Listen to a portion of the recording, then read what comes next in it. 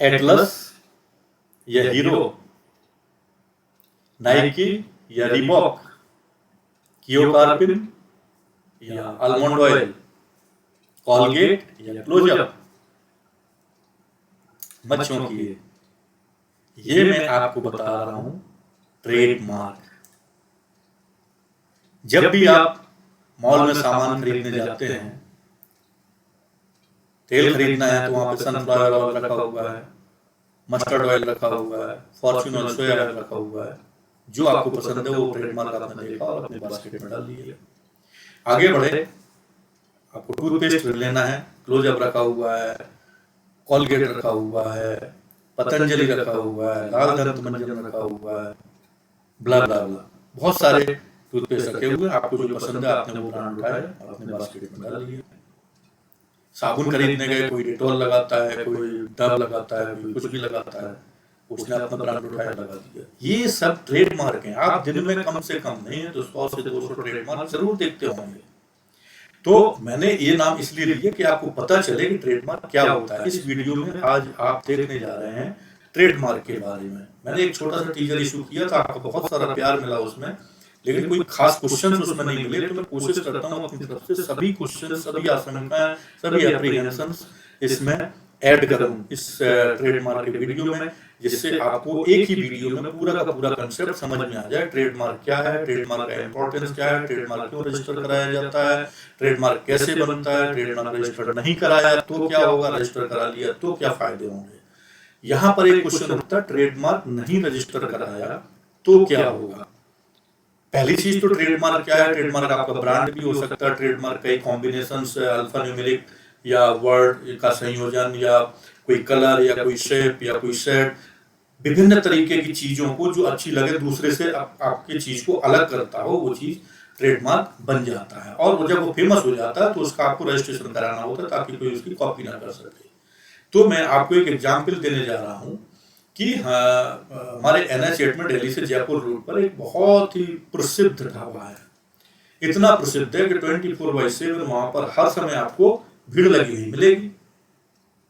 मैं भी हमेशा जाता हूं तो वहां पर खाता हूं, लेकिन उसकी देखा जब मैं दिल्ली चला गया तो यहाँ पर आया तो देखा कि बहुत सारे उसी नाम से रेस्टोरेंट ओपन हो गए। अब मैं कंफ्यूज हो गया।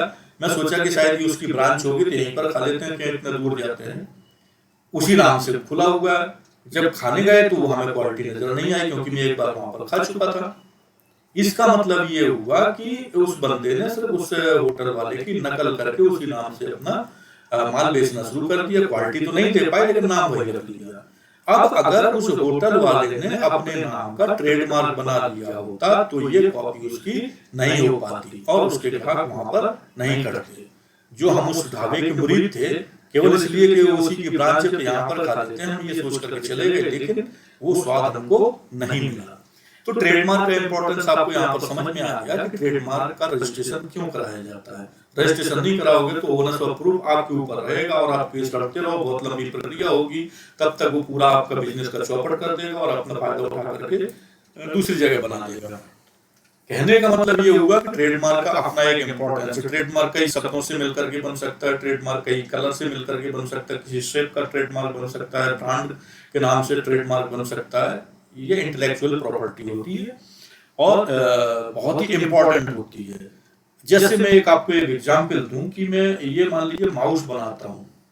इस माउस का नाम मैंने राज माउस के नाम से बेचना शुरू कर दिया। मैंने इसकी फैक्ट्री डाल दी और इसका बेचना शुरू कर दिया।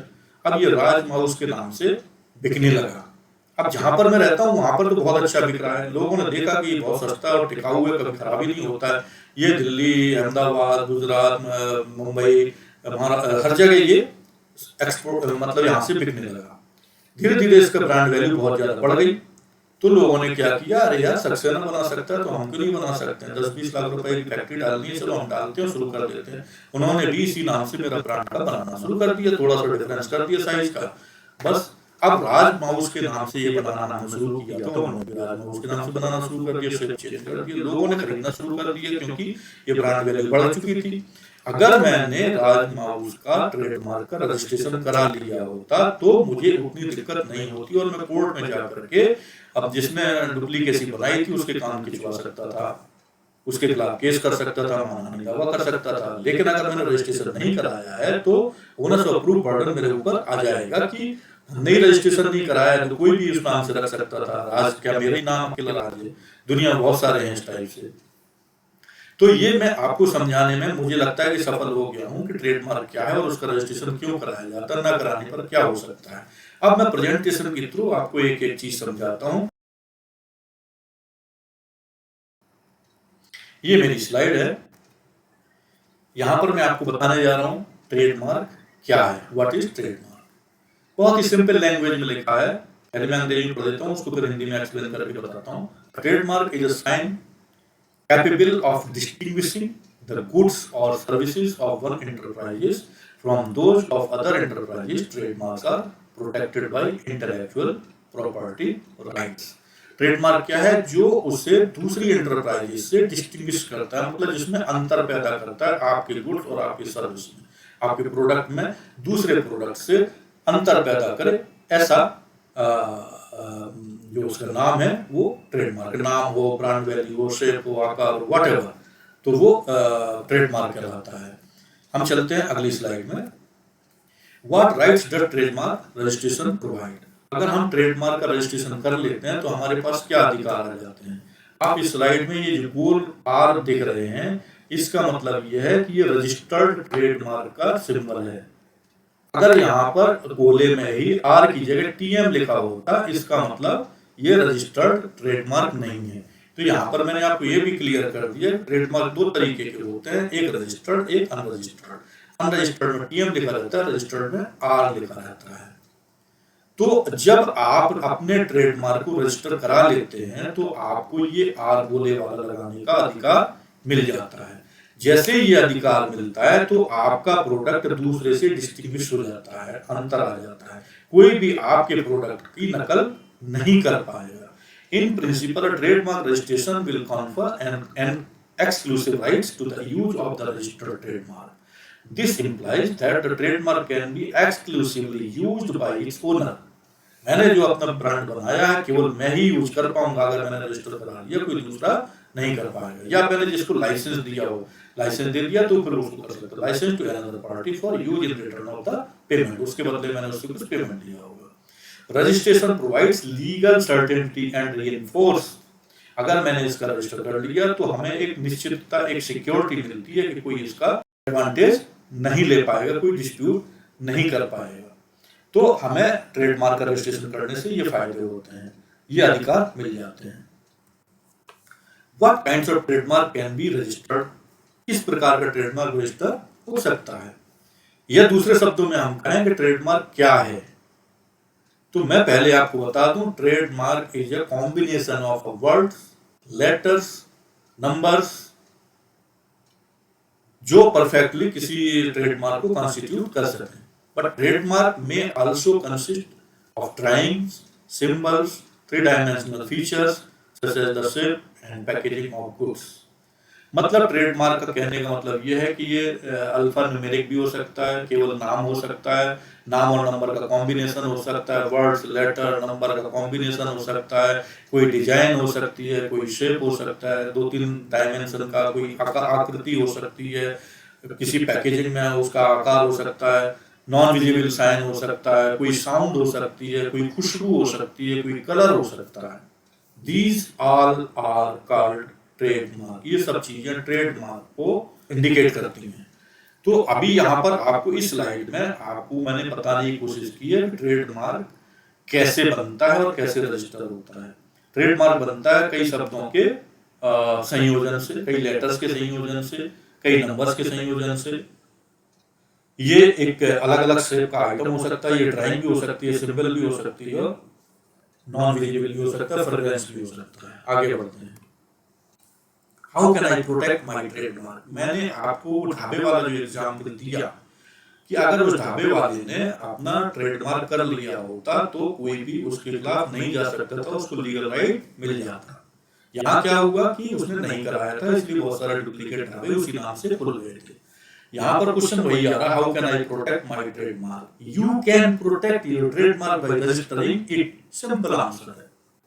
At the national region level, trademark protection can be obtained through registration. जब आपको अपना ट्रेडमार्क इतना फेमस हो गया है तो उसका रजिस्ट्रेशन करा लेना है। रजिस्ट्रेशन कैसे होता है आपको बताने जा रहा हूँ इस वीडियो में। और ये बताने से पहले मैं एक बार फिर से बोलता हूँ कि अगर आप इस चैनल पर नए हैं तो हमारे चैनल को सब्सक्राइब करना ना भूलिएगा। मैं आपको ऐसे ही वैल्यूएबल बहुत सारे वीडियोस देता रहता हूँ अलग अलग मैटर्स पर जो account, finance, taxation, digital marketing से रिलेटेड होते हैं।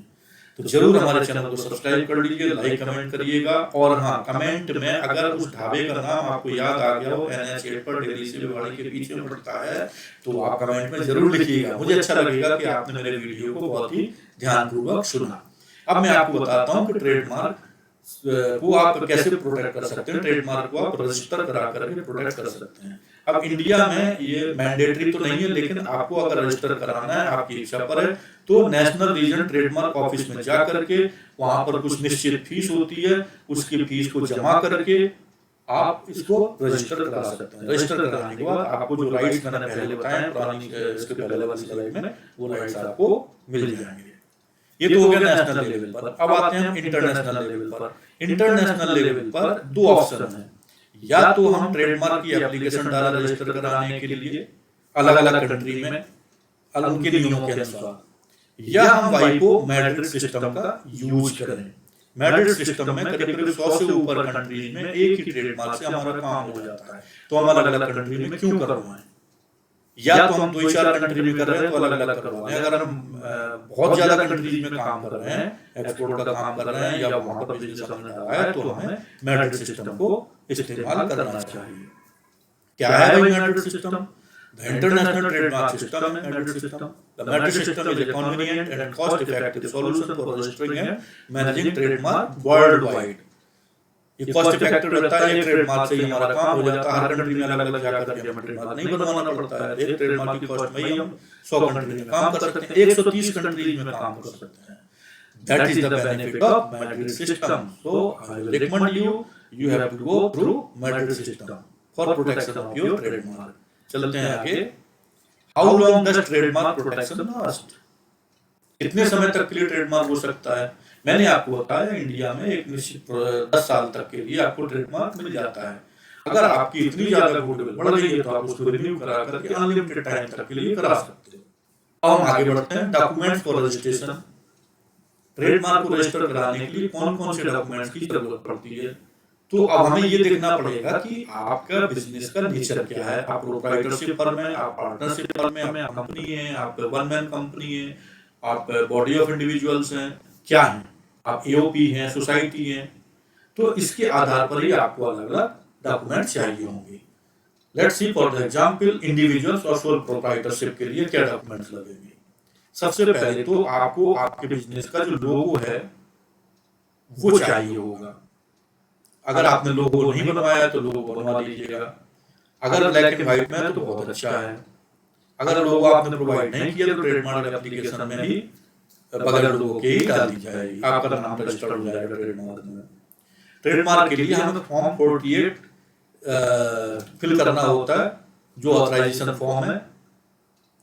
और किसको सबमिट करना होता है? एप्लीकेंट को trademark attorney for filing the trademark application on his behalf. उसके बाद तीसरा है identity proof of the individual और प्रोप्राइटर। आइडेंटिटी प्रूफ में आप अपना आधार कार्ड दे सकते हैं, पैन कार्ड दे सकते हैं। एड्रेस प्रूफ ऑफ इंडिविजुअल और प्रोप्राइटर, इसमें आप अपना आधार कार्ड दे सकते हैं। अगर किराए पर रहते तो रेंटल एग्रीमेंट दे सकते हैं, खुद का घर रजिस्ट्री दे सकते हैं, पट्टा दे सकते हैं, बिजली का बिल दे सकते हैं। तो ये ट्रेडमार्क रजिस्टर कराने के लिए आपको पेपर्स की जरूरत होगी। अगर आप पार्टनरशिप हैं तो इसमें 1-2 डॉक्यूमेंट्स बढ़ जाएंगे, बाकी वही पेपर रहेंगे। जैसे कॉपी ऑफ लोगो, प्रोप्राइटर में भी जरूरत है, इसमें भी जरूरत है। फॉर्म 48 आपको भरना होगा। उद्यम रजिस्ट्रेशन की जरूरत पड़ेगी।